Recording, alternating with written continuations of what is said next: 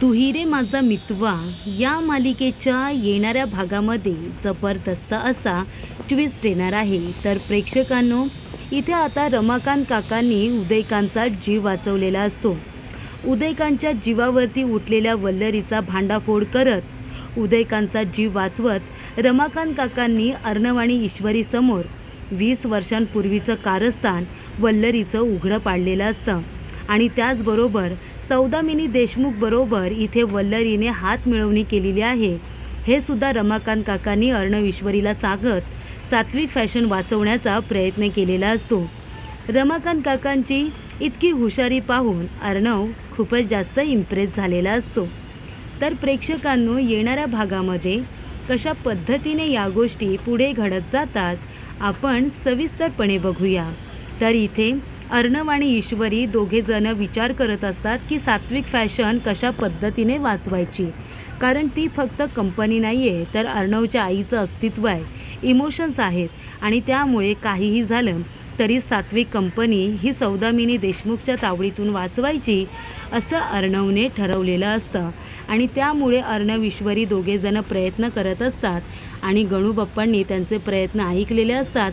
तेव्हा त्यांच्यासाठी फूड आणि फॅशन हे आता एक कार्यक्रम आयोजित केलेला असतो आणि त्याच्यामध्ये कपलने सहभाग घ्यायचा असतो. तेव्हा अर्णव ईश्वरी आणि आकाश नम्रता ह्या 2 जोड्या त्याच्यामध्ये सहभाग घेतात. तेव्हा ईश्वरी अर्णवला त्याच्यामधून 100 कोटी रुपये आता मिळवायचे असतात, कारण बक्षीस हे 100 कोटी रुपयांचं असतं. त्यामुळे 100 कोटी रुपये हे आता बक्षिसामध्ये मिळालेले आणि 100 कोटी रुपये हे आता अरेंज केलेले असे 200 कोटी रुपये सौदामिनी देशमुखच्या तोंडावरती मारत त्यांना सात्विक फॅशन हे वाचवायचं असतं. त्यामुळे अर्णव आणि ईश्वरी दोघेजण खूप जास्त प्रयत्न करत असतात. त्याच्यामध्ये सुद्धा वल्लरी अडथळा निर्माण करत असते, कारण तिने सौदामिनी देशमुख बरोबर हात मिळवणी केलेली असते. ती म्हणालेली असते की तुम्ही एक काम करायचं, घरामध्ये जे काही घडेल ते मी तुम्हाला सांगेन. अर्णव ईश्वरी काय प्लॅन करतायत, बारीक सारीक सर्व गोष्टी मी तुम्हाला येऊन सांगेन, पण त्या बदल्यात सात्विक फॅशन पूर्णपणे तुमच्या ताब्यात आल्यानंतर त्याच्यामध्ये 25% तुम्ही मला भागीदारी द्यायची, असं त्यांच्यामध्ये डील झालेलं असतं. त्यामुळे अर्णव ईश्वरी दोघेजण त्या आता स्पर्धेमध्ये पार्टिसिपेट करतायत ही गोष्टसुद्धा वल्लरीने जाऊन तिला सांगितलेली असते. तेव्हा सौदामिनी म्हणते काहीही झालं ना तरीसुद्धा त्या दोघांनी या स्पर्धेमध्ये भाग घेता कामा नये आणि जरी घेतला तरी जिंकता कामा नये. त्याचबरोबर इथे एका क्लायंटला आता अर्णवच्या कंपनीमधून माल जाणार असतो आणि तेव्हा त्या ठिकाणी सौदामिनी देशमुखने चुकीचा माल, खराब माल जो असतो ना, तो टेम्पोमध्ये टाकून आता त्यांच्यापर्यंत पोचवलेला असतो. आणि त्याचबरोबर अर्णवचा सात्विक फॅशनचा टेम्पो हा दुसऱ्या दिशेने वळवलेला असतो. तेव्हा इथे अर्णव म्हणतो की माझ्या इथे तर चांगल्या पद्धतीचा माल बनवला जातो, हे फॅब्रिक आमचं नाही आहे असं सांगितलं जातं, कारण क्लायंट हे घरापर्यंत आता भांडण करायला आलेले असतात. तेव्हा मामा म्हणतात हे कापड आमचं नाही आहे. ते म्हणतात मग कुणाचं कापड आहे, आमच्यापर्यंत तर हाच माल आला होता. तेव्हा अर्णव म्हणतो असं होऊ शकत नाही, काहीतरी मिसअंडरस्टँडिंग झाले. आणि तेव्हाच्या तेव्हा अर्णव आणि आकाश दोघेजण आता बाहेर पडतात. पण तेव्हा इथे आकाशवरती अर्णव चिडलेला असतो की तुला लक्ष देता आलं नाही का, किती मोठा प्रॉब्लेम झाला.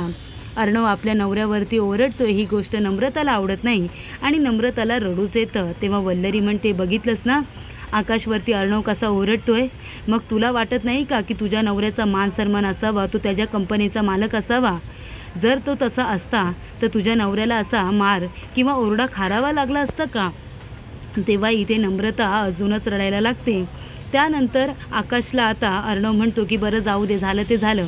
आपल्या इथे टेम्पोमध्ये GPS ट्रॅकर आहे ना, तू बघ बरं की आपला टेम्पो नक्की कुठे आहे, ते कुठपर्यंत तो गेला आहे. तेव्हा अर्ध्या रस्त्यापर्यंत गेला असतो आणि नंतर त्याला हायजॅक करण्यात आलेला असतो. तेव्हा इथे आता अर्णव त्या ठिकाणी जातो आणि जिथपर्यंत GPS ट्रॅकर दाखवत असतो तिथे अर्णव पोहोचलेला असतो. त्यानंतर सात्विक फॅशनचा टेम्पो त्यांना सापडतो आणि अर्णव त्या क्लायंटकडे स्वतः घेऊन जातो आणि म्हणतो 1 मिनिट इकडे या, तुमच्याकडे आलेली लोकं ही होती का, तर ही तर नव्हती. याचा अर्थ तुमच्यापर्यंत कुणीतरी मुद्दामून माझ्या चुकीच्या माणसांनी नको तो माल पोचवलेला आहे. खरं तर ही माणसं माझी नाहीच आहेत, हे सगळं कारस्थान माझे जे विरोधक आहेत ना त्यांनी केलेलं आहे. तुमचा माल हा आहे आणि बघा त्याच्यावरती टायमिंग वगैरे सगळं मी टाकलेलं आहे. त्यामुळे ही चुकी आमची नाही आहे, तर आमचे विरोधक आहेत त्यांनी मुद्दामून हे सगळं केलेलं आहे आपल्यामधलं रिलेशन खराब करण्यासाठी. त्यामुळे इथे अर्णवच्या माणसांना आता किडनॅप केलेलं असतं. त्या माणसांना शोधून काढत अर्णव त्या ठिकाणी घेऊन आलेला असतो. तेव्हा ते लोक कबुली देतात, म्हणतात साहेब माफ करा, काही लोकांनी आम्हाला किडनॅप करून ठेवलं होतं आणि आमचा टेम्पो ते लोक घेऊन गेले आणि आम्हालासुद्धा बांधून ठेवलं होतं. साहेबांनी आता आम्हाला सोडवलं, खरंच माफ करा. तेव्हा ते आता क्लायंटला अर्णव इथे विश्वास देतो की पुन्हा असं होणार नाही. हे सगळं सौदामिनी देशमुख यांनी मुद्दामून केले मला त्रास देण्यासाठी, असं सुद्धा अर्णव सांगतो. तेव्हा इथे मिसअंडरस्टँडिंग आता क्लिअर झालेली असते आणि योग्य तो चांगला माल त्यांच्यापर्यंत सुखरूपरित्या पोहोचवण्यात आलेला असतो. सौदामिनी देशमुखचा हा डाव आता अर्णवने उद्ध्वस्त करून टाकलेला असतो आणि त्यानंतर तिथे आता फसल्यानंतर दुसरा डाव असा असतो की आता वल्लरीचं कारस्थान समोर येणार असतं.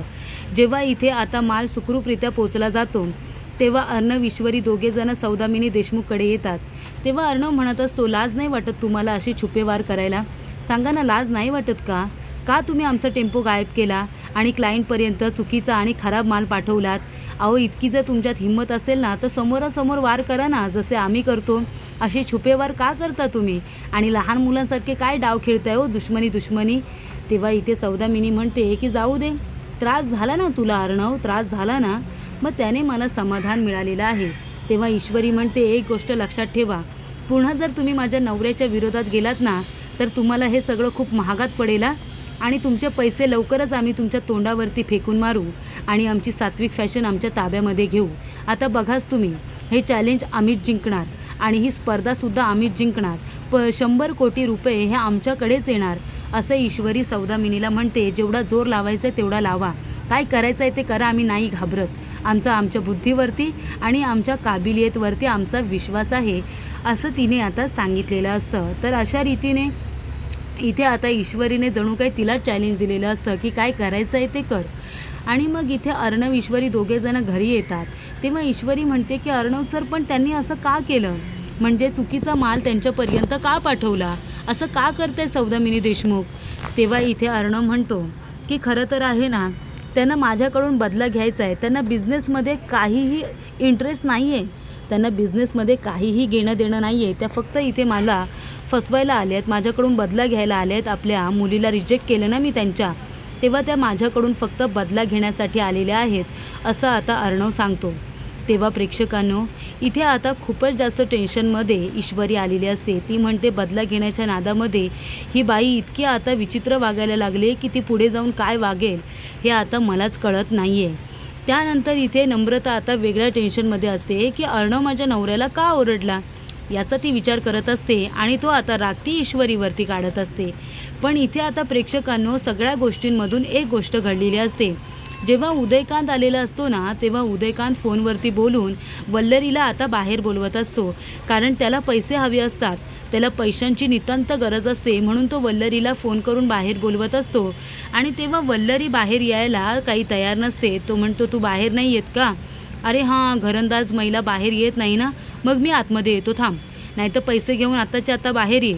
तेव्हा वल्लरी येत असतानाच तिथे आता रमाकांत काका दरवाजा बंद करायला आलेले असतात आणि त्यामुळे रमाकांत काका येऊन दरवाजा बंद करत असताना उदयकांत त्यांना दिसतो. तेव्हा ते येतात आणि उदयकांतला पकडण्याचा प्रयत्न करतात. तेव्हा उदयकांत त्याला धक्का देऊन तिथून निघून जातो. आता उदयकांत खूपच जास्त ताकदवर असल्यामुळे तो व्यवस्थित धक्का मारून तिथून निसटून जातो. आणि तेव्हा रमाकांत काका मात्र आता तिथेच राहिलेले असतात. आणि त्यानंतर प्रेक्षकांनो, इथे आता रमाकांत काकांच्या पाठीला लागलेलं असतं. सगळेजण येतात, म्हणतात काय झालं, ते आरडाओरडा करतात. अर्णवला इथे रमाकांत काका म्हणतात की उदयकांत पळाला, उदयकांत आला होता. तेव्हा इथे उदयकांत आता निसटून गेलेला असतो. तेव्हा रमाकांत काकांना विचारलेलं असतं, तुम्ही खरोखर पाहिलं का? ते म्हणतात, मी माझ्या डोळ्याने बघितलं. तेव्हा वल्लरी म्हणते की तुम्हाला गांजा बिंजा फुकायची इथे सवय आहे का हो? आता ह्या वेळेला उदयकांत तिथे काय येईल? तो म्हणतो, मी माझ्या लहान भावाला ओळखत नाही का वल्लरी? मी सांगतोय ना, तो इथे आला होता तर आला होता, तुझा विश्वास का बसत नाही आहे? तेव्हा प्रेक्षकांनो, इथे वल्लरी आता सगळ्यांचं लक्ष डायव्हर्ट करण्याचा प्रयत्न करत असते. रमाकांत काकांना तिच्यावरती संशय येतो की ही बाई त्यावेळेला तिथे काय करत होती, कारण त्यांनी वल्लरीला सुद्धा लपताना बघितलं होतं. त्यामुळे रमाकांत काकांच्या मनामध्ये संशय येतो की वल्लरी उदयकांतला तर भेटायला येत नव्हती ना. त्या ठिकाणी उदयकांत फोनवरती बोलत होता की आत्ताच्या आता बाहेर ये पैसे घेऊन. म्हणजे तो नक्की कुणाबरोबर बोलत होता? आता आमच्यापैकी तर कुणीही नसेल, मग वल्लरी तर नाही आहे ना. आणि वल्लरी आता मुद्दामून इथे मला सगळ्यांपासून आता खोटं ठरवते. तेव्हा रमाकांत काका म्हणतात की आता ह्या वल्लरीवरती बारीक लक्ष ठेवायला हवं. वल्लरी घाबरते. ती म्हणते, अरे देवा, आता या माणसाला पकडता पकडता इथे राहिला होता हा रमाकांत, आणि तो सगळ्यांना ठामपणे सांगतोय सुद्धा की त्याने उदयकांतला पकडलं आणि त्यालाच बघितलं. पण आता जर इथे उदयकांतला पकडल्यानंतर जर आता त्याने माझं नाव सांगितलं तर काय खरं नाही आहे माझं. मग काय करू? आता काही झालं ना तरी ह्या उदयकांतला संपवलं पाहिजे. तो माझ्या रस्त्यातला आता खूप मोठा काटा झालेला आहे, त्यामुळे काही झालं तरी त्याला संपवलं पाहिजे, असं आता ती म्हणत असते. तेव्हा वल्लरी उदयकांतला फोन करते आणि म्हणते, कुठे आहेस रे तू? काय गरज होती तुला इथे यायची? आता त्या रमाकांतने तुला पकडलं असतं तर काय झालं असतं? मी सांगते तिथे आता ये. तुला पैसे हवेत ना, मी पैसे देते, तू तिथून निघून जा. तेव्हा आता तिने गोडाऊनचा ॲड्रेस पाठवलेला असतो आणि त्या ठिकाणी उदयकांतला भेटायला बोलावलेलं असतं. तेव्हा इथे रमाकांत काका तिचं बोलणं ऐकतात आणि म्हणतात की ठीक आहे, आता ही उद्या जिथे जाईल ना तिथे मी पण जाणार आहे. त्यानंतर इथे रमाकांत काका सकाळीच घरातून बाहेर पडलेले असतात, जेणेकरून त्यांना वल्लरीवरती लक्ष ठेवता येईल. तेव्हा वल्लरी गाडी घेऊन बाहेर पडते. तेव्हा इथे कुणालाही संशय यायला नको म्हणून ते आता रिक्षामधून प्रवास करणार असतात. तेव्हा ते इथे वल्लरीचा पाठलाग करतात. वल्लरी कुठे जाते तिथे ते सुद्धा जात असतात. त्यामुळे इथे वल्लरी गोडाऊनच्या ठिकाणी गेलेली असते. तिथे आलेला असतो तो म्हणजे दुसरा तिसरा कोणी नाही, उदयकांत. तिथे उदयकांत वल्लरीची वाटच बघत असतो. तेव्हा वल्लरीच्या हातामध्ये पिस्तूल असतं. ती गाडीतून उतरते आणि म्हणते, उदयकांत, काल तुला जवळजवळ त्या रमाकांतने पकडलं होतं. तेव्हा तो म्हणतो की पैसे आणलेस का ते सांग. जर तू पैसे नाही आणलेस ना तर तुझं सत्य जाऊन त्या अर्णव ईश्वरीला सांगे ना. 20 वर्षांपूर्वी तूच इथे त्या रमाकांत आणि सात्विकाला फसवलं होतंस. त्यांचा संसार तुझ्यामुळे उद्ध्वस्त झाला आहे हे फक्त मला माहिती आहे ना. त्यामुळे आत्ताच्या आत्ता मला 10 लाख रुपये दे. तेव्हा वल्लरी म्हणते, 10 लाख रुपये तुला देते ना. तुला माहिती आहे सात्विक फॅशन आता सौदामिनी देशमुखच्या ताब्यात जाणार आहे आणि त्यासाठी मी तिला मदत करणार आहे. तिच्या कंपनीमध्ये मला 25% पार्टनरशिप मिळणार आहे. त्यानंतर माझ्याकडे खूप पैसे येतील तेव्हा मी तुला पैसे देईन. तेव्हा इथे लगेच उदयकांत म्हणतो, जास्त शहाणपणा करतेस का? काहीही झालं ना तरी मला आत्ताच्या आत्ता पैसे हवेत, नाही बोलायचं नाही हां. तेव्हा ती म्हणते, पैसे काय झाडाला लागतात? 10 लाख रुपये काय छोटी रक्कम आहे का तुला लगेचच द्यायला? माझ्याकडे नाही आहे. जा आता एक काम करते, हे तुला 10,000 रुपये देते, कुठेतरी उतार कर आणि लांब कुठेतरी निघून जा. तेव्हा इथे उदयकांत म्हणतो, 10,000 रुपये देऊन तू मला इथून पाठवतेस? लाज नाही वाटत का गं तुला? तुझ्यामुळे मला इथे तिथे लपून राहावं लागतं आहे, कारण अर्णव ईश्वरी माझा शोध घेत आहेत म्हणून. आणि तुझ्यासाठी मी एवढी मोठी जोखीम पत्करली आहे आणि तू इथे मला 10,000 रुपये फक्त देतेस? ती म्हणते, ठीक आहे 20,000 रुपये देतो.